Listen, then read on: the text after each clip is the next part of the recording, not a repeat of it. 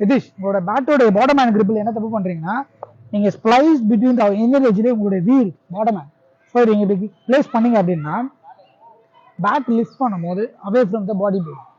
Once back lift பண்ணும்போது away from the பாடி போயிடுச்சுன்னா நீங்கள் பேட்டிங் ஆடும்போது பேட் அண்ட் பேடு கேப் இருக்கும். ஒன்ஸ் இப்படி வந்துடுச்சுனாலே நீங்கள் எப்படி அவுட் ஆவீங்கன்னா பேட் அண்ட் பேடு கேப்பில் போல்டு ஆர் இன்சைட் எஜ் இப்படி கிரிப் பிளேஸ் பண்ணுறதுனால பாட்டம் ஹேண்டோட டாமினேஷன் அதிகமாக இருக்கும். ஒன்ஸ் போலை ஏர்லியாக மீட் பண்ணுறதுனால பவுலருக்கு கையிலையோ எக்ஸ்ட்ரா கவர்ஸ் கேச்சஸ் போகிறதுக்கு பாசிபிள்ஸ் அதிகமாக இருக்குது. தென் ஏர்லியாக ஆடுறதுனால கார்டன் ஸ்லிப்பும் போகிறது கல்லி பாசிபிள்ஸ் அதிகம். ஸோ பேட்டு நீங்கள் ரிப்ளேஸ் பண்ணுறது மூலிமா என்ன ஆகும்னா டைரக்ஷன் ஆஃப் த ஸ்ட்ரோக்ஸில் ஆடும்போது full base of the blade close ஆகிறதுக்கான பாசிபிள்ஸ் அதிகமாக இருக்குது. தென் ஆஃப் சைடில் அடிக்கிற ஷார்ட்ஸ்லாம் நம்மளுக்கு கட் ஆகிறதுக்கான பாசிபிள்ஸ் அதிகமாக இருக்குது. தென் பார்த்தீங்கன்னா உங்களோட பேக் ஸ்விங் மிதிகடி ஏரியாலையும் கண்ட்ரி ஏரியாலையும் தான் உங்களுக்கு வந்து ஷார்ட்ஸே இருக்கும்.